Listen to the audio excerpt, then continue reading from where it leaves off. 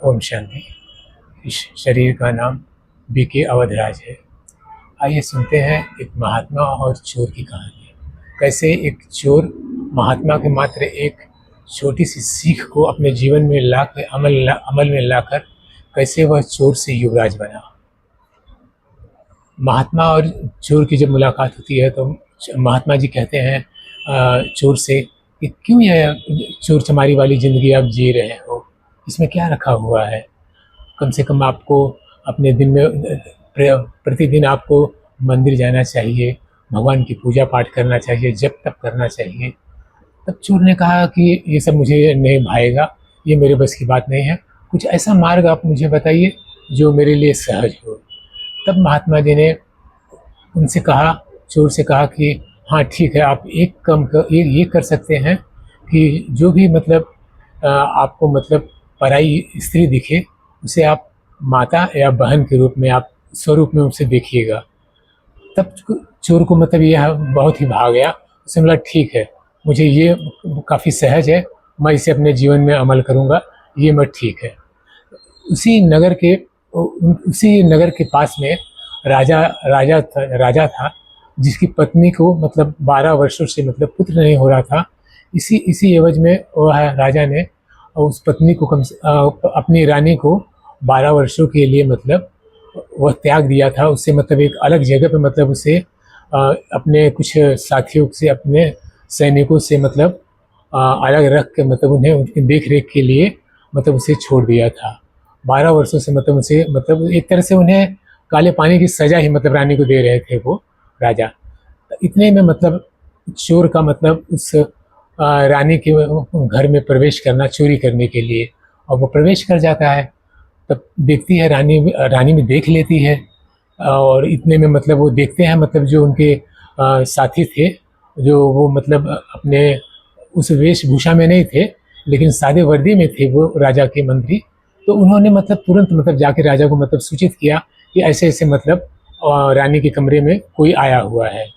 तब रानी मतलब देखती है उसे रंगों हाथों पकड़ लेती है चोर को, और राजा भी आके मतलब उनकी बातों को सुनने लगा। और तब रानी ने कहा कि रानी ने उसे रंगे हाथों पकड़ लिया। तब वो क्षमा याचना करने लगा रानी से कि आप कृपया जो बाहर खड़े हैं वो सैनिकों से आप मेरी शिकायत मत बताइएगा, या राजा से भी मत बताइएगा। तब रानी कहती है ठीक है, मैं नहीं बताऊंगी, तुम यहाँ पे आए कैसे। तो चोर ने कहा मैं ऊँट से आया हूँ। तब रानी ने कहा कि ठीक है, मैं तुम्हें ऊँट से आए हो, मैं तुम्हें असरफियों से, सोने चांदियों से लाद दूंगी, तुम्हारे ऊँट को पूरे लाद कर दे दूंगी, लेकिन तुम मेरी यही आखिरी इच्छा पूरी कर दो। यह सुनते ही चोर 4 कदम पीछे हट गया और हाथ जोड़कर क्षमा मांगने लगा कि क्षमा करिए देवी, मैं आपको अपनी माता के रूप में देखता हूँ, ये काम मुझसे नहीं होगा। यदि आप चाहें तो पुत्र समझ के मुझे कुछ आदेश दीजिए, मैं वो कार्य कर लूँगा।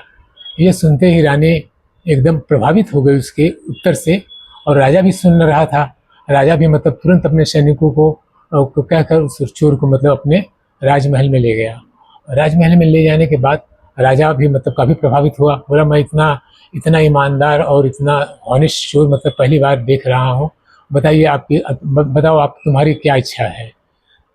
तब चोर ने कहा मेरी आखिरी इच्छा यही है कि जो मेरी माता को आपने 12 वर्षों से मतलब कैद करके मतलब उन्हें देश निकाला दिया हुआ है, उन्हें सम्मान सहित मतलब आप उन्हें यहाँ पे राजमहल में बुलाइए, पुनः बुलाइए, उन्हें इज्जत के साथ में आप स्वयं जाकर उन्हें मतलब ले आइए। तब यह सुनकर राजा और ही प्रसन्न होता है कि मतलब ये तो चोर तो मतलब और भी इसकी मतलब बुद्धिमत्ता पे मतलब और भी मतलब प्रसन्न हुआ। तो वो ठीक बोला कि ठीक है मैं जाता हूँ। तब वो राजा मतलब रानी के पास गए और हाथ जोड़कर मतलब रानी से कहने लगे, रानी मुझे क्षमा करिए, आप चलिए पुनः अपने राजमहल में, अब जो भी हो गया है इतना, अब उसे पुनः वो गलती नहीं होगी। तो रानी कहने लगी जी नहीं, मैं ऐसे नहीं जाऊंगी, आप मेरी भी कुछ शर्त है कि मतलब जो मतलब चोर ने मुझे पुत्र समझा है, तो मेरा भी दायित्व है कि मतलब अपने पुत्र के प्रति मैं भी मतलब कुछ आपके सामने कुछ मतलब इच्छा मैं रख रही हूँ, उसे आप पूरा करने का आपका दायित्व है। तो राजा ने कहा जी अच्छा ठीक है बताइए। तो रानी ने कहा कि ऐसे नहीं, आपको लिखित देना होगा स्टैम्प, और उसके ऊपर मोहर लगा के मतलब, ताकि मतलब अपने वचन से आप मुकर न जाएं। तो ठीक है, राजा ने बोला ठीक है, और कोई बात नहीं, अब मैं सारी उनके मतलब इच्छाओं को मतलब पूरी करके मतलब सारे स्टैम्प पेपर पे साइन विन करके सारा ओके दे दिया। और राजा ने तब तब रानी कहती है कि ठीक है मैं चलूँगी, लेकिन मुझे जो मेरे पुत्र है, जिसे हमने पुत्र बनाया है, इसे इसे आप मतलब आप अपना पुत्र माने, और इसे अपना राज्याभिषेक करवा के मतलब इसे अपना राजकुमार घोषित करिए। ठीक है, राजा ने कहा अच्छी बात है, ठीक है। ये अब इस बात पर राजी हो गए। राजा अति प्रसन्न हुआ और धूमधाम से उस चोर का मतलब राज्याभिषेक भी हुआ, और उसे पुत्र के रूप में स्वीकार करके मतलब सारे मतलब राजा के प्रजा और राजा स्वयं प्रसन्न हो गए। इसलिए कहते हैं कि यदि दिल साफ है तो मुराद हासिल है। तो राजा मात्र मात्र चोर की मतलब एक छोटी सी मतलब दृढ़ संकल्प की मतलब उस महात्मन की एक सीख ने उसके जीवन को कैसे चोर से मतलब युवराज बना दिया। इसी तरह हमें भी अपने जीवन में चाहिए, सीख तो हमें प्रतिदिन मिलती ही है, किंतु उस पर अमल करना, दृढ़ता से अमल करना, ये अति आवश्यक है। इसलिए हमें जीवन में सीखों को, शिक्षाओं को अमल में लाना आवश्यक है। शुक्रिया। ओम शांति। धन्यवाद।